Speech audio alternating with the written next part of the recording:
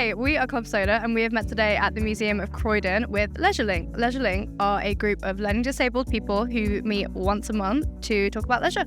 We received funding from the NHS Winter Engagement Fund to talk about our winter health. We're here with Professor Henk and Dr. Anna Clark to talk about important questions such as how to stay fit and healthy during the winter and how to take care of our mental health. And we would love to talk today about our health and how you will feel if you're happy and healthy. And if you have any questions, Brian's got one. He could be the first, actually. Yeah. Wrote it down for you, didn't I?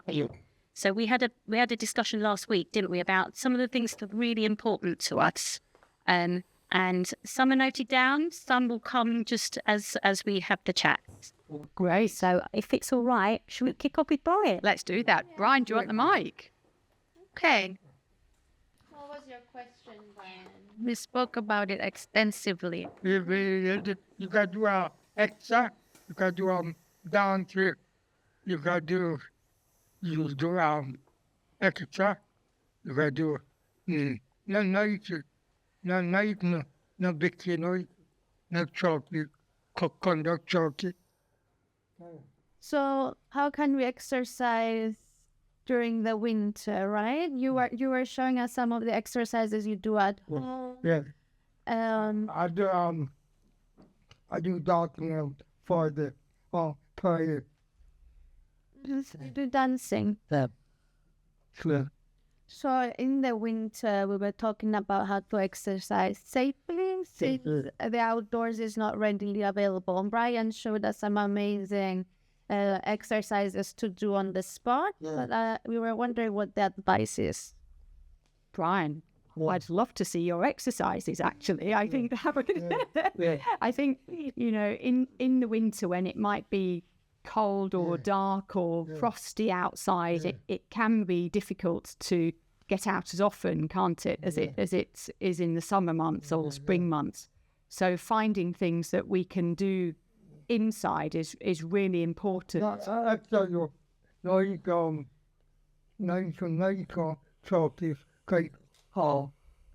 Brian, can you repeat that for me? Because I didn't get that. You got a big kid, Yeah, make fun. it does make it, well, can make you chubby, yeah, makes you a little bit. Got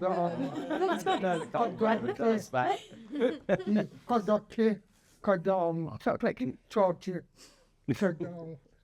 pre-kid. Me diabetic. Okay. That we do actually have quite a lot of people that have mentioned that they're diabetic. Yeah.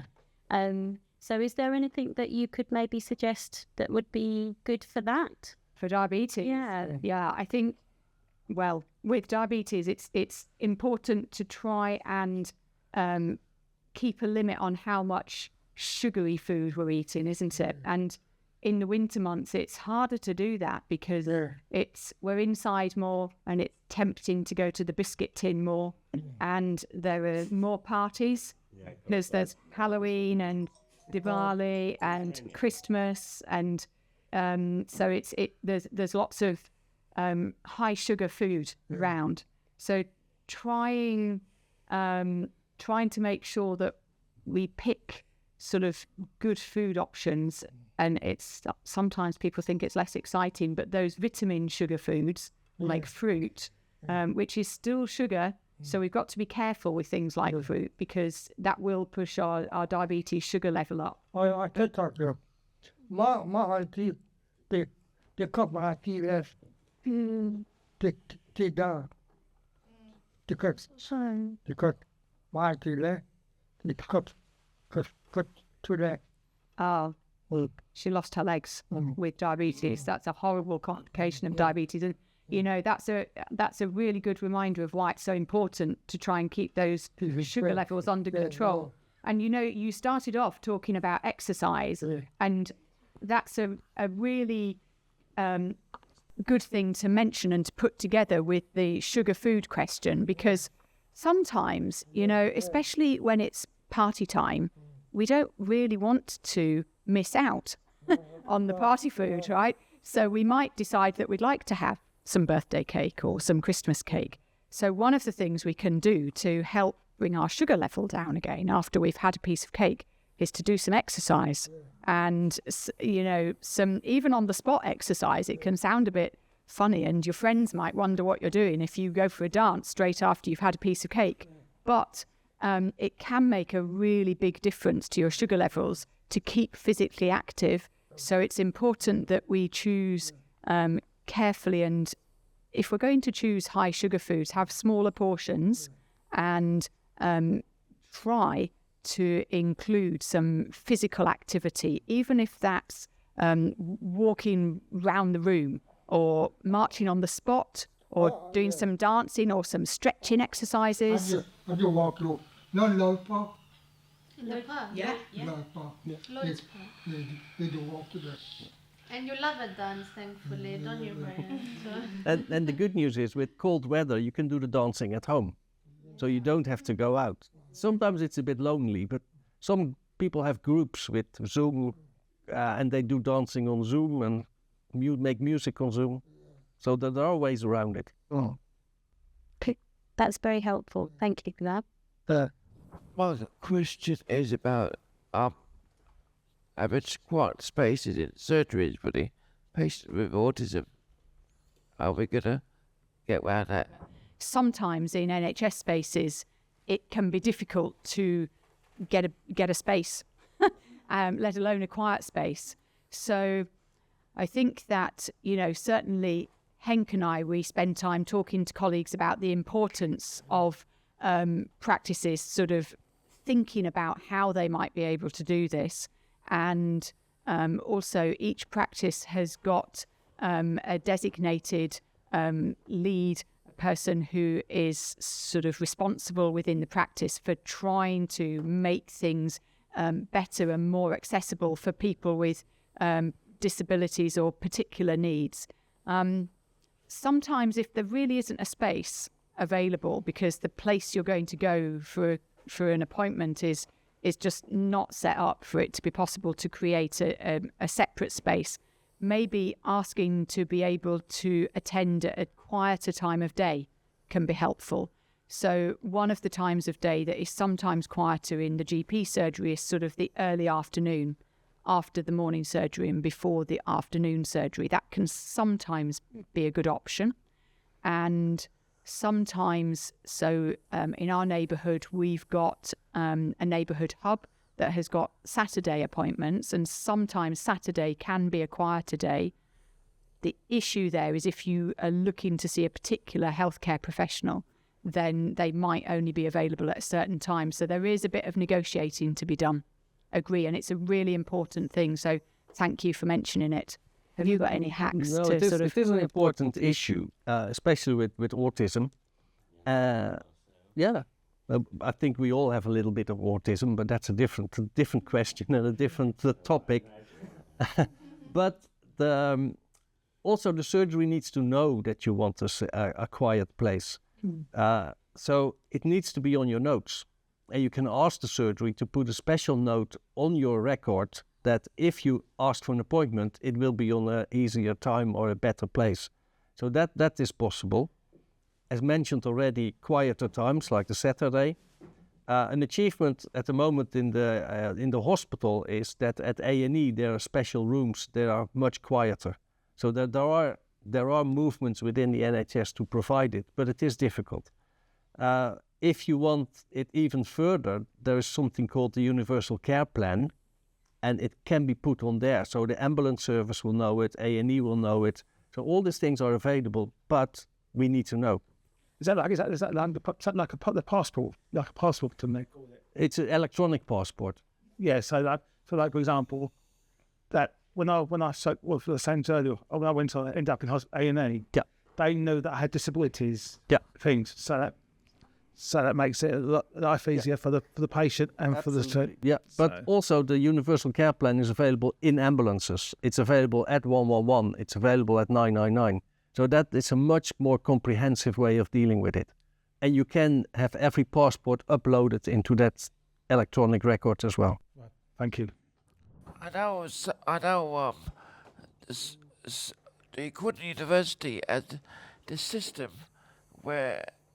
Or some doctor's surgeries had a system where you put up someone record with a learning disability should have a little flag on it that if some people like to see the same doctor, so if that doctor's not there, then the whoever's going to take his place will see the flag when they know this person needs extra time to speak. Yeah, I think that's very important. And you can ask for it to be put on your records. And so I know some people don't know much about the disability recording in surgeries. So I did a project for East Surrey Main Cap. We did this project called Getting It Right Start. Well, people with learning disabilities did the training with doctors and surgeries. So I've learned a lot since been doing that project. I think, Henk, if you get a chance to go to an annual health check, as well as writing a list of things that you want to sort of get across to whoever you're meeting, that opportunity to tell the practice what you need in terms of reasonable adjustments to help you access the health service, it's really important. And that's an opportunity also to tell your healthcare professional what you want them to put on the universal care plan that Henk mentioned, because at the moment that care plan gets filled in by a health or care professional. They're hoping that in time it'll be possible for us to each fill in our own, but at the moment you do have to go and ask for someone to fill it in for you. So taking that list of things and feeling empowered to ask for those adjustments to be considered for you is a really important thing to do, because then people know and they'd like to try and make it better if they can. And just going back to that, is it the same with, like, you know, when you bring up GP, they say, well, go to the gap, the Ask Doctor app, or I think it's called now. Ask first. Ask first. Yeah. I can't remember. Ask first. They tell you to do that. So, you know, for some people, that's going to be really difficult for them because they don't understand the apps, they don't understand smartphones. And it's like every time I say, I don't understand it, I said, well, I need to speak to that. And they well, you've got to do that before you go speak to a GP. Okay. I'm just making that as a... No, I think you're right. They're called care navigation tools. And they can be really difficult to use. And you're right, as part of that access instruction, asking to be exempted from the need to use that app is something, absolutely. Because I've really struggled with that. And to me, it's not a user... I don't think it's a user-friendly app, to be honest with you. Yeah. It's a computer telling you that before you speak to a doctor.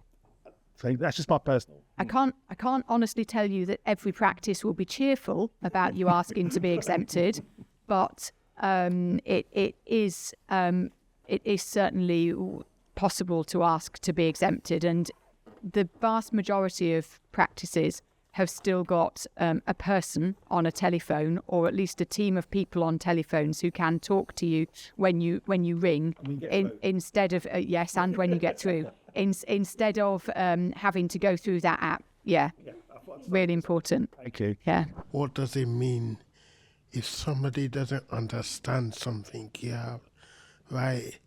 Is that when somebody is explaining it to we are. Like, I don't understand something. Sometimes when somebody's telling me to go this way, where is it? Can you, like, that's why I like people showing me where it is. Because I went to the dentist to get my tooth done because I didn't know what is going on. And I think they keep changing the times and I just get fed up with it. Right? Why does it take so long to do something like that?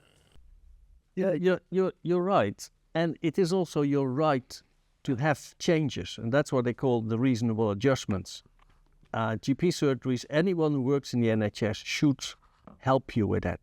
So, for example, if on your record is this person needs two appointments instead of one, then that is already organized, and that will be very helpful. So make sure it's on your record, and don't forget it's your right to ask for it. And I think, Tofi, you've made a really important point, and it was highlighted for me by Shannon today when I arrived. And she said, "Do you know where you're going?" And I said, "No." And she said, "Shall I take you?" And it was so nice because I'm used to just being told, well, go that way or read the sign. And actually, it's really important that we connect with people who are coming to see us, isn't it? And actually be physically with each other to get to where we're trying to go. And, you know, if you don't understand what someone's saying to you, then it feels like your problem because you're confused by what's being said. But actually, if you don't understand what I'm saying, that's my problem. So you need to tell me that and go, I don't understand what you've said to me just then. Don't feel worried or embarrassed or, you know, shy to say, actually, doctor, nurse, whoever, you're not making sense. You know, ask again, because that's important. It's when I'm interviewing new people, so at their interview, I've got a question about that. And if they give me the wrong answer, they will be not employed. So one of the questions is, if a person has difficulty in understanding you, how would you deal with that? So I put it very high on my agenda. Everyone going through my service who will be newly employed have to ask the right questions. There's a code that our computer recognises, and it's called reasonable adjustments for access to health and care. And so one can ask for that code to be applied to the record. And when you put that code into the record, you describe what those reasonable adjustments are. So for some of my people, it's they have to speak to a particular group of people in our team. So it's unrealistic to have only one person that you can talk to because nobody is that full-time that you'll always be available. But to have a little group of people within the team with who someone could feel comfortable speaking, and also to take certain requests by telephone, where at other times for other people it might be required by ask first or and that sort of thing. So you can be quite descriptive about what can help, and also it might extend to what times of day to see someone. So I've got a person who needs preferably to be given appointments at the time that her mum is available because her mum drives her to appointments, that sort of thing. So it can be as specific as you're able to make it. And that doesn't guarantee that those requests can always be accommodated, but if the team knows, they can do their best. And Anne already mentioned, all people with a learning disability have an annual health check. You can bring it on and you can discuss it at that, because that's a longer appointment already. And it's a really good time to raise it. You can feel very empowered to do it within that health check, because actually it's part of the check. So, yeah. Can we move on to Twin? Is that on? Yeah. My problem is that for the winter, I feel like I am unsafe going out in the winter, even if I have somebody going out with me, and I come back, because where I live is like supported living, and they do worry about the certain time and the when I'm coming back, why am I coming back late or in the winter, and I know it can't be helped, but the clocks change 1 hour backward, and it gets darker and darker. But my fear is that, if I go out for a long, long time and I stay out late, it just worries the staff, and you do like stay up late sort of thing, which I should be able to do without any fear, but I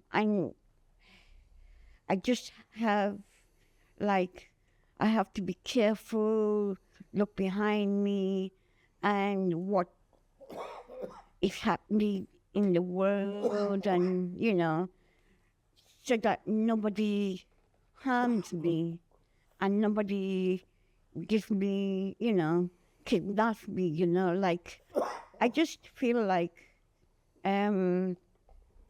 frightful, because I'm an adult with learning disability. They can get advantage of me, and I just don't know what is going on in the world. I want to feel safe, and I want to, I know the flu jab and the COVID jab are okay, but going out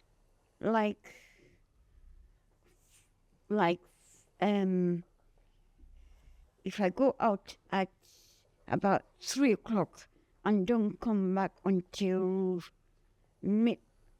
probably 7, 8, the staff seem to worry about me, but because I'm in their care. So what else can I do? How else can I be safe around here? Okay. So, Tyne, thank you. I think you've raised quite a few really important things about all times of year, but particularly in the winter months, it can feel harder to get on with the things we like to do, and it can quickly feel a bit isolating, can't it? And well done for sort of putting all those points across. I think they're really well made and well heard. Let's talk about especially my health. Yeah. Let's not good. Yeah. And I have a learning disability on top of it. What more can happen to me? What more can they do to me? Kill me, do anything bad to me. Well, I think vulnerable adult. So Tyne, you talked about a few things that we can do to help. So I think trying to keep our routines going is really important, and trying to keep physically active is really important, and to go out and do the things we like to do and the things that we need to do. Being able to take someone with us is great when we can, but it's not always possible to do that. If we've got one of these fancy phones, a phone where you can put location sharing on with someone you trust, that can be a good idea, because then you can let someone know for the time that you're going to be out that you're going, and they can see where you are, and that might make them worry a bit less about where you are and when you're going to come back. We could try giving them a ring or sending them a text when you're going to head home, so that they know that you're travelling and that you're on your journey. And the other thing is whether it's helpful to have a personal alarm to carry with you. That can sometimes help people to feel a bit more confident about travelling. Okay, well there are some research. Yeah, there are. Great, that would be really good. And then you also talked about the hazards of being out in the winter months. Yeah. People have got coughs and colds and were worried about picking up new health problems. So Slipping from the absolutely, and slipping. So it's important to try and choose the best footwear for going out, and not to feel worried about taking sort of a walking aid or something with us, so that we've got better walking confidence. And also to accept help if people are offering to sort of be with us, to make that sort of moving about safer. and to keep warm, making sure in particular that our hands and feet are kept warm in the winter months, and have a hat as well. But there are quite a few of the winter bugs are preventable by vaccination. And you mentioned vaccination. I think some people are a bit scared of vaccination, and some people are very eager to have their vaccines. But there's no doubt that things like flu and COVID and pneumonia, these can be, the risk of these can be reduced by vaccination. So that's really important.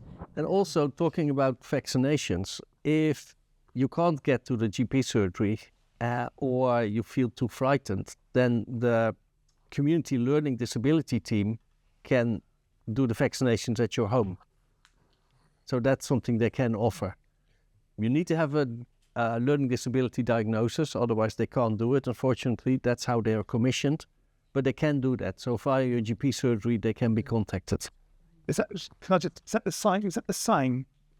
Is that the same as like if you couldn't get, like, you want to make an appointment with your GP and you couldn't get out due to your health conditions with that, can that be the same thing to get a GP to come and visit you at home as much? Same. GPs can do it, but they're not. That doesn't. But the district nurses have a service that can do the flu jab, for example, at home. Right. Okay. So it is possible. Yep. And just going back to the jabs and things about. Now I know there can be. I know people start to say going with COVID, but a lot of people are concerned about the side effects, which I know every person is different. Yep. But I've seen where people have the shakes and other issues as well, and people then that puts them off going to have that done. And I just thought, maybe is that due to the way your body, your immune system is reacting to that injection? Yeah. So you're right. Everyone is different. Some people don't seem to even notice that they've had a vaccine, and some people get quite a lot of symptoms in the day or the day after they've had a vaccine. It's less common to have symptoms for longer than that, or sort of later after that, although occasionally that can happen. And I think you're right. If you've had bad symptoms after a vaccine, it does put you off having another. I've got a relative who actually vomits after every COVID vaccine, and I'm thinking, and you still have another? He's had so many. COVID itself, You're absolutely spot on. And that is what he said, because he had COVID in March 2020, and he said, "Oh, we'll have the vaccines." So you're absolutely point well made. Is he okay now? Yeah. Yeah. Yeah. So I think you're right. I think that's the thing, being able to sort of deal with those sort of vaccine side effects, knowing that actually the illness that you're going to avoid is worse, is something that does persuade some people to go for vaccination. And I do meet some people who decide they'll alternate. So there's the spring and the autumn booster. So some will do the spring booster or the autumn booster, but not both of them. And I think, certainly to begin with, there was a lot of promotion of taking every vaccine available. But I think now, where people have built up natural immunity sometimes as well, we're always going to recommend vaccination in line with it's Public Health England. They sort of research the vaccines and recommend the vaccines to us. But if you've got particular concerns, or someone who's got particular concerns because they've had a particularly severe problem with the vaccine, there is a special team who deal with individuals who've had bad vaccine problems, because there are different, let's talk about the COVID vaccine. There are a few different versions of the COVID vaccine available. So you can get a conversation with this particular team who deal with extenuating circumstances. I think that's probably not the majority. I think most of us are just, needing to get to the chemist. Yeah. That's what I'd ask, because a lot of people have that issue. Yeah, absolutely. Our question is, all doctor surgery, have they got a patient participation? Because I was in my doctor surgery, I've done that for a little while. Has all doctors got that? Yeah, they should have one. It's some of them are not active at all, and they only have a meeting once every 2 years. Others are extremely active and have a meeting every 3 months. But they should all have.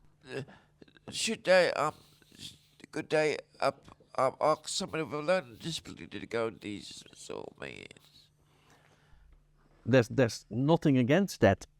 They should be inclusive, so people with learning disability could be definitely on it. Oh, thanks. That's a very good idea, actually, to actually designate a meeting. Thank you.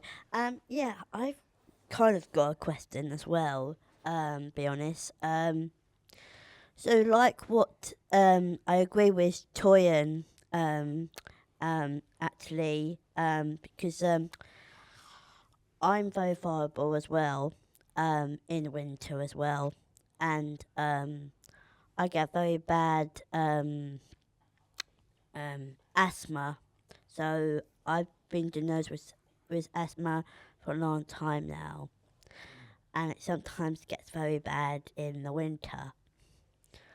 But at the moment it's been fine, and I'm doing really well.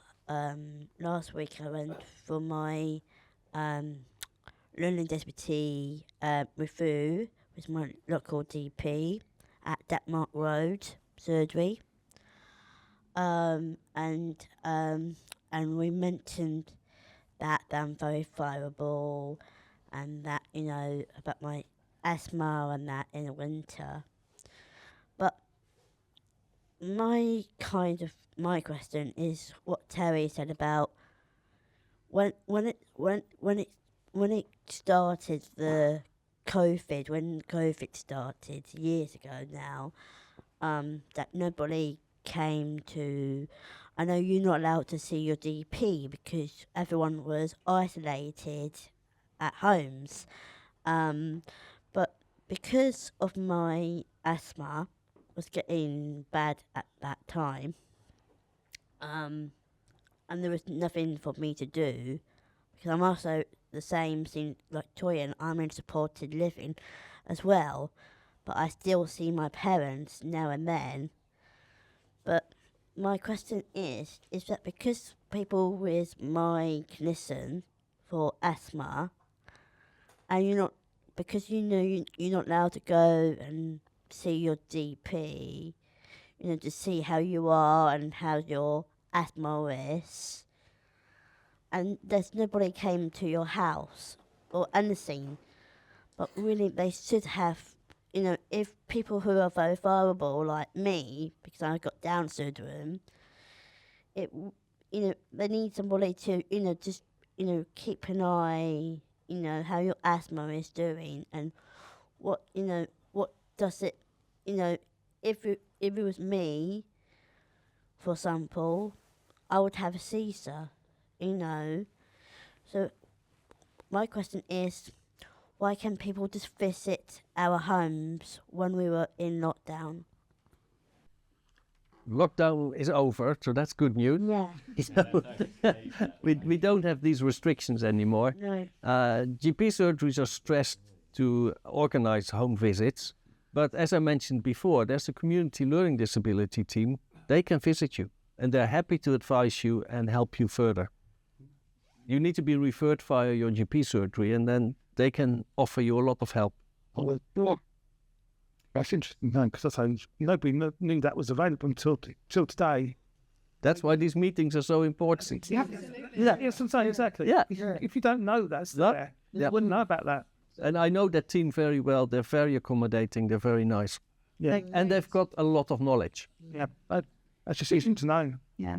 They're really great, actually, the learning disability team. It's usually one of the nurses who will come out to visit. And so my neighbourhood team, one of the learning disability team nurses now links in with the meeting. So she actually talks to the GPs every week. So if you're having a problem getting hold of the GPs, like some of you are describing, it's difficult, you can ask the learning disabilities team nurses to line in to the GP, because they've got special ways of doing that. I think that's just it is helpful. And the other people who can help with asthma, so there is the pharmacists, because a lot of pharmacists now are very experienced at supporting people with their asthma management. So thank you to Dr. Anna and Professor Henk for coming here today to speak to us about winter health. And we are very much looking forward to taking your advice on board and learning more from the resources that the NHS shared with us. If you could summarize in a few sentences the advice that you offered to us today about staying active, vaccinations and the GP, that would be really helpful for our audience. Thank you. And thank you for having us. It's been really great to meet you all this afternoon and hear all your ideas and questions. So we talked this afternoon about the importance of keeping physically active and ways of doing that, including dancing. And we can exercise inside as well as outside. We talked about the importance of keeping in our routines and feeling brave to go out and asking for help, someone to go with us or telling someone what we're doing so that they know where we are and so that they're not worrying about us and we're not worried. And we also talked about preventing illness by wrapping up warm when we're going out, by eating vitamin-containing foods, and by talking to your health carers about being able to get vaccination.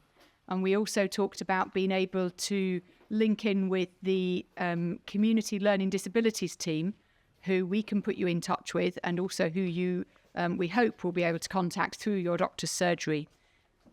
We also talked about the importance of staying in touch with friends and family, because it's important not to feel lonely in the winter months especially. And we talked about the importance of the annual health check and using that as an opportunity to ask those questions and to tell your health carers what you need to make it easier for you to get the help you need throughout the year, not just at the annual health check. And what else did we talk about, Professor? I think this was a very good summary. Apart from Tina Turner. Tina Turner. A very good summary of what we discussed. I'm absolutely happy to be here. It's an honor to be invited. Yeah. Also, it proves that we need to talk to each other in groups like this. Absolutely. Because there's a lot of information we can exchange. You can give to us and we can give to you. And this is the way to do it. So if you want us back, I'm talking about taking you in this conversation as well. If you want us back, we're happy to come back because it's one of our tasks to be an advocate for all kinds of groups. So feel free to invite us back, or if there are any other questions, you can always email us. Yeah, you come back. Thank you. And you two are welcome back any time, you know. That's so kind, thank you. And we'd like to take you up on coming to the patient participation group as well, yes. Actually. Yeah. Yeah. Thank you. Thank you so much. Thank you. You can come. Please, more. We do down more.